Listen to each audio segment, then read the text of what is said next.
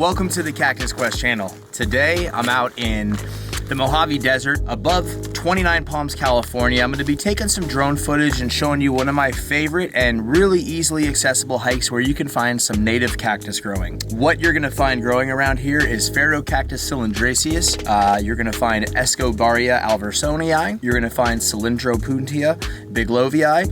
Bigelovii, however you say it, which is the teddy bear cholla. You'll find some Opuntia basilaris, and that's basically it. If you're lucky, if you're really lucky, you may find some mammillarias out here. I have found Mammillaria tetransistra around here, and then further down south in Anza Borrego, you'll find Mammillaria dioica. And those are both pretty hard to distinguish apart unless they're in flower. So I've certainly got them mixed up several times. But anyway, without wasting much more time, I'm gonna show you some drone footage of this beautiful area that I like to come hike in. I'll drop the coordinates down below. And frankly, you know, this isn't the cactus that I'm showing you that you can find here.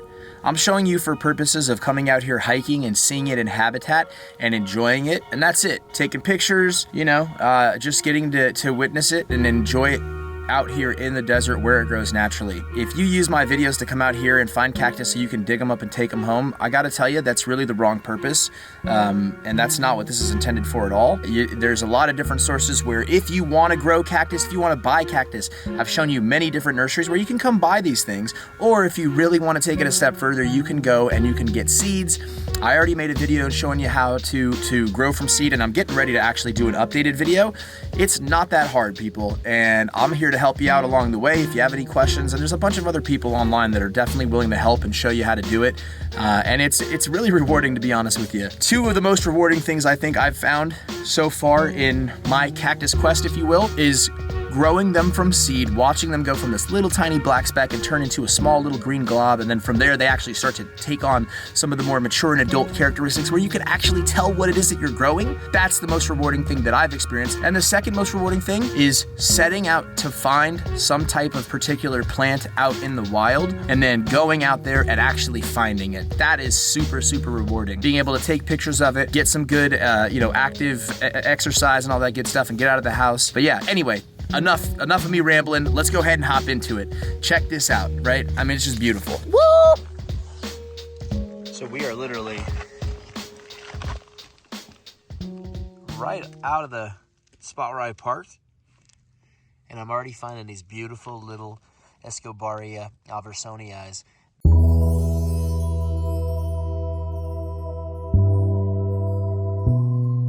Right. So I'm gonna move this rock. I wanna just show you guys something.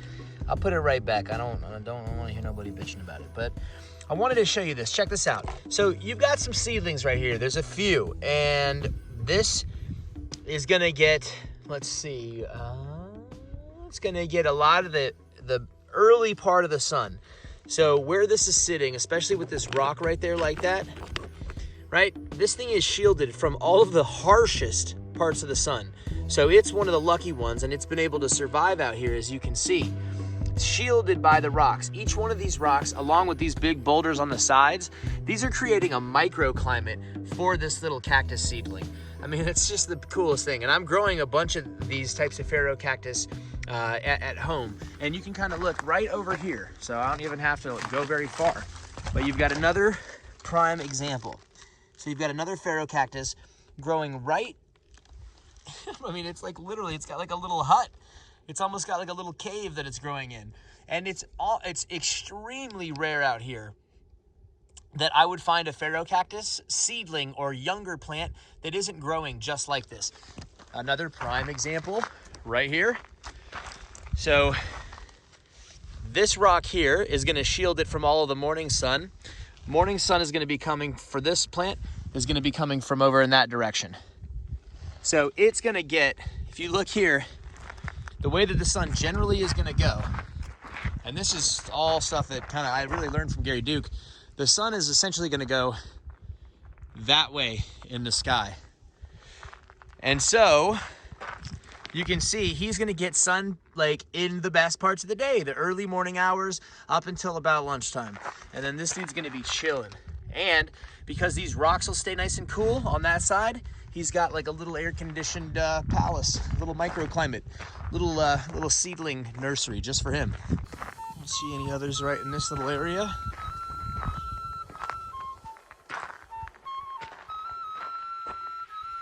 Merry Christmas to that guy, huh? It ain't going too well, pal. That ain't going too well. That's a nice little specimen. Echinocereus engelmannii. Boom, boom, boom. Morcylindropuntia. All right, well, these are all the usual suspects. Let's go see if we can find that Escobaria. Oh, I see one right here, growing up out of the floor like a champion. Not doing too good. I don't know about a champion. He's growing out here, though. Pablo Escobaria alversonii, one of the finest little Escobarias you're gonna find out here. I absolutely love finding them. In flower, it's even better. But this is the wrong time of year for that jazz. And that guy is growing right here out of the granite, just looking absolutely like he's got a little, what the fuck is that?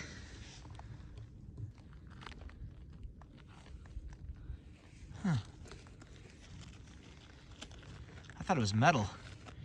You got a lot of quartz particles in this substrate here. And this guy is spiny. So, I just absolutely love, this is like, this right here is what, to me, I mean, I cannot get enough of this stuff. Everybody that not everybody, but a lot of collectors and a lot of potters, and myself included, one of the things that we really strive for when we're making our selection as to what plant we're gonna put in what pot and what kind of top dressing and what soil and all that good stuff, a lot of those decisions are made based on the way we've seen the plants growing in natural habitat. And right below me right here is a beautiful example of the way this ancient rock looks out in habitat and how some of these amazing cactus grow out here. So the one behind me that I'm getting ready to show you guys is a Cactus cylindraceus. My son calls them the California fireballs. They're just called the California red barrel. They are a very kind of typical Cactus. Cactus is a more common genus. They grow all over California, all down into Mexico, throughout Arizona and the American Southwest. There's many different varieties. I'm growing quite a few of them, but this one here today is the Cactus cylindraceus, and let me show you. So you can see this guy. He's growing right up out of this rock here, right? And the rock is, I'm not an expert, I don't claim to be. I have no idea. This looks like granite to me. This appears to be different from the Monzo granite that you see back in the backdrop there. I'm not 100% sure. Maybe I'll do some research and put some information in like a little side note on the video or something. But, and this thing's growing right here along the edge. So you can really kind of get a feel. And if we go behind me and pan, see these beautiful jagged rocks. We're gonna come right back around here and I wanna show you this beautiful example. So right here we got some nice variability. And this is something that at first when I was coming out here and hiking really kind of threw me off because I thought, wait a second, these are not the same. These can't possibly both be Cactus cylindraceus. So here, you notice these ones, this particular pair has extremely red spines, very bright. You've got a little bit of yellow flush at the tips of some of the spines. And they're, I would say, probably about 5 inches in length at the longest. On average, they're between like 4 and 5 to 6 inches length maybe. Okay, this one is offsetting already, and for whatever reason, it looks like it just has the offset gene. It doesn't appear as though it was damaged in offsetting for whatever reason. But then you come right here, and if you look at this guy, Cactus cylindraceus as well, spines are a lot shorter, and the color is much different. So you've got an extremely orange, much more yellow and orange colored Cactus here. Spination is about as dense as the other one, but they're much shorter, and these are a bit straighter at the edge.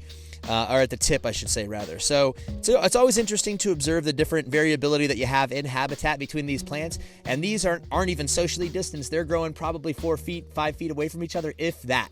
So you have a massive amount of variability within the populations here, and I don't know what causes it, frankly.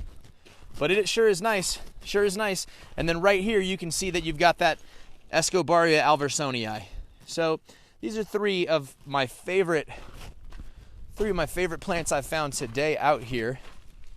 Just an observation of mine. But they seem to really like to grow higher up and on the hillsides. You don't find a ton of them growing where it's flat. Down below here, you will see some growing where it's a bit flatter, but really they all start, and you'll find much, much healthier specimens on the hillsides, much higher up. So again, and the same population, these aren't even two different populations. They're a foot length here, and this particular kind of Echinocerius engelmannii has a much more khaki, almost blonde, tan-colored spines with a light brown color here that you can kind of see. And then if you look directly to the left, this specimen has got much darker colored spines, very dark brown spines that almost have a maroon, sort of a maroon color to them, a little bit of a maroon tint to them. And then they have white spines. The white spines tend to have a slight bit of a kind of a tan colored blush to them at the tips. But again, same population, they're both Echinocerius engelmannii, yet you have a pretty distinct bit of variability between the two specimens here. Now now this is where you got to be careful. You know, when you're walking off trail, you guys see a cactus there? Probably not, but I'm gonna kind of straighten out the camera a little bit. Puntio basilaris. So he's not doing too good. He looks like he's gone through the ringer. No nurse plant, not a lot of rain this past year, so he's holding on for dear life. But to your average hiker or mountain biker or whatever, that might not be something that you'd notice. You might just ride right over it. Another beautiful Echinocerius engelmannii. You got a lot of heads on this one. I count 1, 2, 3, 4, 5, 6, 7, 8, 9, 10, 11, 12, 13, 14, 15, 16, 17, 18, 19, 20. A 20-headed specimen here. That's pretty nice. He's healthy here. He's got some protection from the plant behind it. It is cold. My nose is dripping. Don't mind that. Do not mind that. Moving right along. So, you know, I started coming out to this particular hiking spot during the original shutdown because you couldn't go into any of the national parks. You couldn't even hike in the trails behind my house. You couldn't go up the Angeles Crest. You basically had to drive somewhere that was not a ordained national park and just find some wilderness to hike in. And so that's what I've ended up doing. Now, I talked about those ferrocactus earlier that had the variability in spines. Check this one out. So this one's a much older specimen here. Yeah, look at that. Absolutely stunning ferrocactus here. And this one, very heavily spined, very, very yellow. And it's kind of the opposite. It's got more of the yellow, actually, and the tips are red on this one. So again, a heck of a lot of variability out here. But yeah, so I was coming out here quite a bit initially. One of the cool things that I found while I was out here, though, I have found 3 separate desert tortoises out here, which is always a joy to find. You got, I mean, look, okay, just standing here, I'm not even gonna move. Echinocerius engelmannii. There's like a little seedling of Cylindropuntia choya there. More engelmannii. Can you see that right there where my finger's pointing? That is an Escobaria alversonii. You got more Escobaria, boom, right there. Choya, ferro. And then, of course, the desert nemesis. Do not touch these guys. Watch if you're hiking near where there's a lot of them growing. Those things will attach to your feet. They'll go through your hiking boots. They'll go through your hiking shoes. They are absolutely relentless. Look at this dude. Peace, baby. Little double header. These guys are all rugged as hell out here, though. I never find any of them that don't look absolutely rugged, like they've been through some kind of battle. I mean, again, all these Puntio basilaris specimens out here are all stressed to hell, dehydrated. They look like a cold scrotum. I mean, I'm sorry, but it's just what they look like. Big flexing for this Escobaria right here. The very first thing that we've got, and I'm gonna run this unedited. The very first thing that we've got is an Echinocerius engelmannii. You got another engelmannii here. More Engelmannii here, here. There's Escobarias, 2 of them. More Engelmannii. If we walk over here, you'll notice that you've got Choyas, Echinocereus, Pharaoh Cactus. All these guys are all growing, bunched up together right on the ledges. More Pharaoh Cactus here. Boom, boom, boom. And if we keep walking, what do we have over here? More Pharaoh Cactus. Growing, look at that big old streak going through. Kind of violent geological turbulence made that happen, huh? You got the Echinocereus growing out of the cracks of the rocks. You've got the Escobarias growing there. We whip around here. Pardon the, maybe you should get some Dramamine for this video. You got the Pharaoh Cactus here. I mean, it's just like a field of plants. Everywhere you go, you can't hike here and not find cactus. Straight up, if you come out here and you hike and you can't find cactus, I don't know what to do for you. I mean, they're everywhere. They're literally everywhere. Look at this one. Look at this butte. Holy cow. So nice. That is absolutely gorgeous. Dude, I mean, what? They don't normally do this. So this is definitely from being injured some kind of way, because Pharaoh Cactus Pharaoh Cactus Cylindраceus. They're called Pharaoh Cactus Cylindраceus because they grow in a cylinder shape. When they get really old, they become columnar, and I'll show you a couple examples of that out here. But these guys, I mean, dude, look at that. This is definitely, I would guesstimate, I'm not 100% sure, but I would guesstimate that this one probably had some sort of damage done to it at some point, because it is growing in a clump like this, and that's not typical of this particular subspecies of the genus. You do have a clumping, similar looking cactus that grows out here, which is Echinocactus polycephalus, and I've covered those in some of my other videos a little bit, but yeah, anyway, so moving right along. So check this out. All together now. All in together now, am I right? You've got 2 big old fat Pharaoh Cactus Cylindраceus showing off their Cylindраceus, part of the name, and then you've got the Escobaria and Engelmannii growing there. And I mean, I don't know, guys. You want me to keep going? I think you get the point. They're everywhere out here.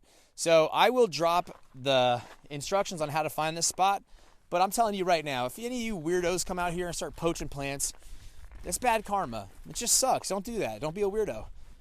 I just wanted to give a shout out to all of you guys that are subscribing to this channel that I created and watching the videos and commenting and all that stuff. I can't even believe there's 600 people who have subscribed to watch me come out here and hike and go to nurseries and stuff like that. It's humbling. It's a hell of a lot of fun doing this, and there's much more to come. Shout out to all the followers, whatever subscribers or viewers, my friends I haven't met yet around the world. Thank you. I see you guys in Indonesia and Sri Lanka and all over the US and all over Europe. Thank you guys for watching. Sincerely, from the bottom of my heart, I hope you guys have a great 2000 and what? Can we skip to 2022? I hope you guys have a great 2021. And I'm looking forward to sharing more adventures with you. I will be embarking on many more quests. And yeah, thanks again for being here.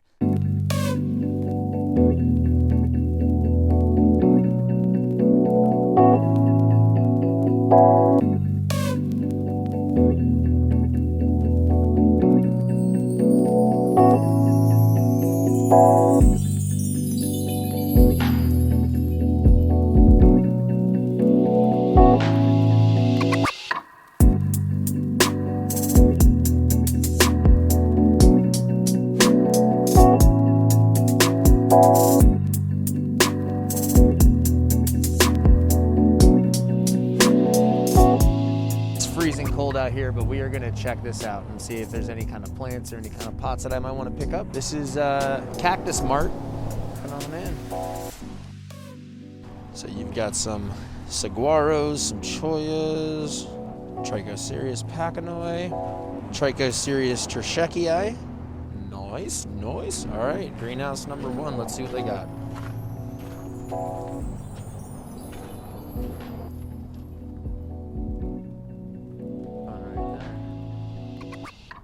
Worst words ever. Not for sale. This is a nice one right here. Look at that. Quachuma. That is a beautiful Pacanoy right there. So here in the Cactus Mart, they've got a little section with the pottery, quail crossing pottery, and there's a lot of really cute stuff here actually. 15 for this little guy. And there's, ooh, that's my style right there. Look at that one. That is nice. I don't usually go for glazes. God, I like that too. I'll pop for a Welwitschia right here. We got some Pachypodium glamorized Madagascar palm here. 17 bucks, not bad. That's pretty cool. So you could actually buy a Mojave yucca here. You got the native bench. So we already saw that they had the Mojave yuccas in there. Spherulacea ambigua. This is the Peruvian apple cactus. A lot of times I'll see that people get these confused with the Trichocereus pacanoy with the San Pedro, and they're definitely not the same. I can see why you get them confused though. They definitely look slightly similar, a little bit, but still quite a bit different. I posted a picture of this guy once.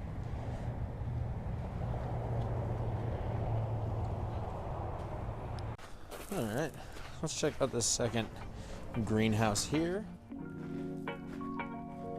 Wow, look at that guy. Ripley's Believe It or Not. Got a couple hangers. Look at this fucking guy. Okay, all right, buddy, all right. So this is a psychoactive cactus right here. I mean, look how fat around these things are. I'll give you an idea. Fat around is my hand. Look at this thing. That's straight up Pacanoy right there. Again, that wide around. And if I'm not mistaken, those are definitely Trichocereus pacanoy because you can see the black hairs on the flower stalks. That's a dead giveaway.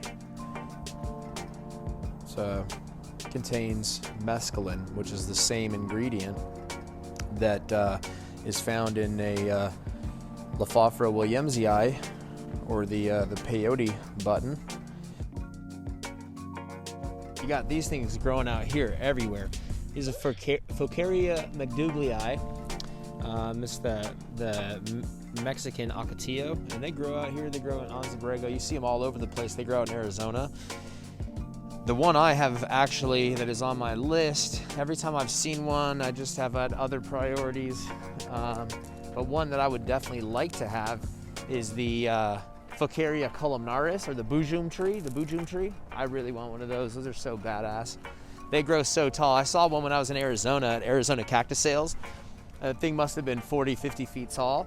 And they're just awesome. Oh, whoa, wait a minute. Palo Verde trees. These are Palo Verde trees, not Palo Santo trees. I know what Palo Santo is, and that's a Palo Verde tree. If you saw my video about Arizona, then oh my good Lord. What in the hell? Oh my God. What? No freaking way. Wow, Trichocereus tersheki. I don't want to fall over here. That is unbelievable. Wow. Look at this. Look at these guys. Just going in.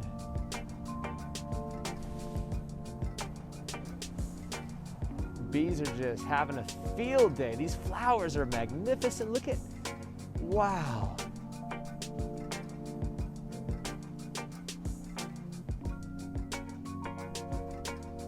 This is probably the most stunning display of Trichocereus flowers that I have ever seen. And I don't know what kind of bizarre luck I have, because, I mean, I'm not extremely well versed in Trichocereus, but there have got to be hundreds of bees just absolutely basking in the nectar of these, I mean, countless flowers. I'm not going to take the time to count them, but I mean, they are stunning. They have, the petals are just a rich magenta, reddish pink outer, and the interior of the petals is white. Oh God, there's so many bees going to town on these things, man. And you've got some new pups coming up here. There's flowers down low even. I mean, look at this. You can see in there. These guys are going to town in there. Get in there, Mr. B. Do your work. Do your work, baby. Take it out. What are you guys doing? Hybridizing? Are you hybridizing? Is that what you're doing?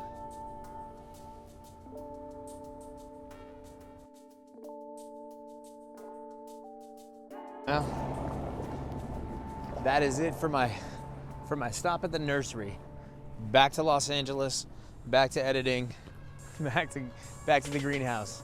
Oh, thank you.